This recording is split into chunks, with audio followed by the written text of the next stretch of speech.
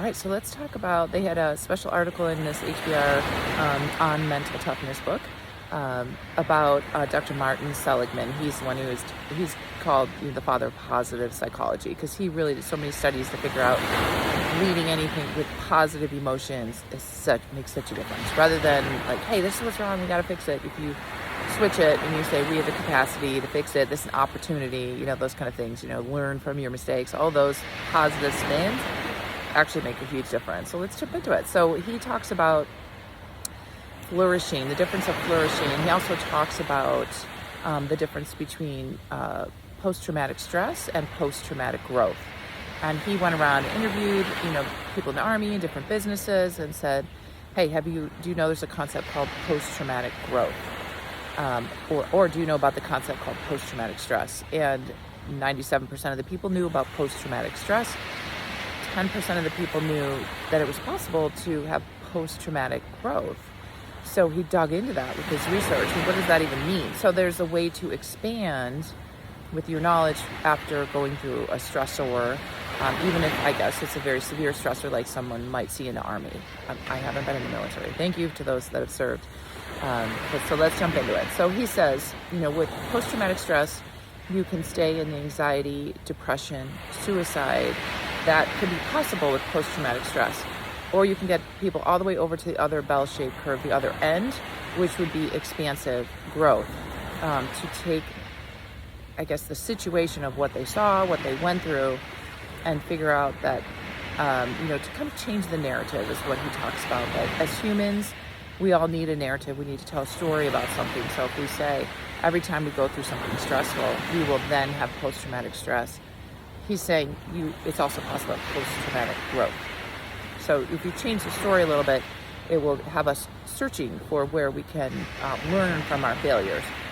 Okay, so he said, he defined resiliency as you are back to your baseline, but he defined post-traumatic growth as expansive, that you've learned something, you've grown, you're not the same person, you've added new awareness, new skills, new perceptions after going through something very tough.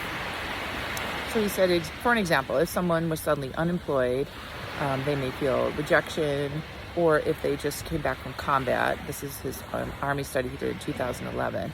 They just came back from combat. They have so many emotions and so many, remembrances, I suppose, of what they went through. So he recommended to the Army, hey, why don't we do this study together? He had done the study already in some businesses. And he had a program in Penn State. He called it the Penn Resiliency Program. So let's go through. So in order to visualize something, you have to see these forks in the road. After you go through a big event, you see these forks in the road that are very severe events especially, but that it's possible that new doors may open after these big events. So number one, he said it's very important to articulate life's principles. So as far as honesty, growth, family, community, love, just think about the deep life principles when you go through these big events.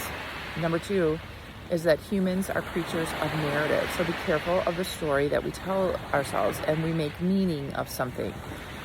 So we hear this a lot in coaching. I did coaching training with my employer, and I'm about to do some new coaching training to learn how to help coach new business owners. So I'm really excited about that. That starts in a couple weeks. So anyway, when we are coaching, we are careful to listen for the stories that people are telling themselves about things.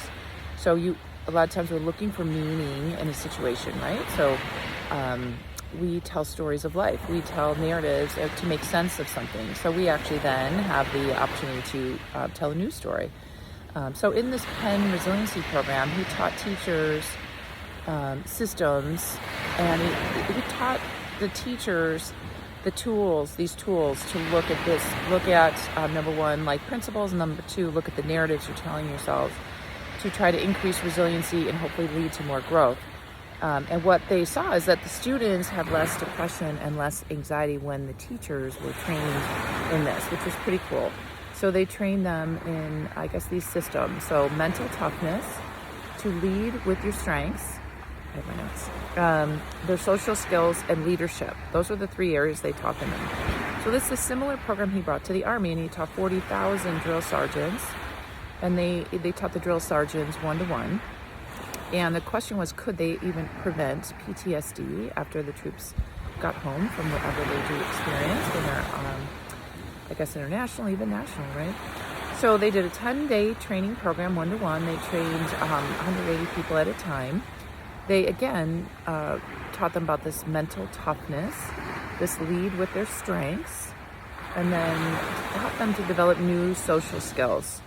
And the new social skills were mostly about themselves, and then also how to teach others.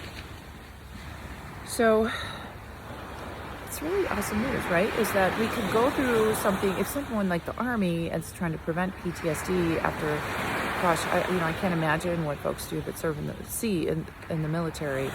If we flip this, like what happens professionally, if we can train the leaders to know some of these programs and to know these basics. So number one, talking about mental toughness. I don't really love that word, mental toughness. I guess it means, to me, if I would think mental toughness, is learning what it needs, learning how to almost manipulate our brain, give it what it needs so that it can learn and be at its top efficiency. I guess that's why, if you're keeping something tough, you want to keep it, we know the brain needs to be well-fed, rested, it needs to move, it needs others, right? And so we know all those things will really help our brain. And Brain Fresh, we call that brain priming. We brain prime to get ready for busy events. So I guess that's something what he's talking about, mental toughness, lead with your strengths. I mean, I personally love that. When I went through a training and we got our Clifton Strengths results and we were kind of coached on our strengths, I mean, it feels so much better to lead with what you're good at, right? Rather than, here's 5 things you really need to build and you're not good at. Like when we talk about positive psychology, it's not a great place to start. So it's great to start with your strengths.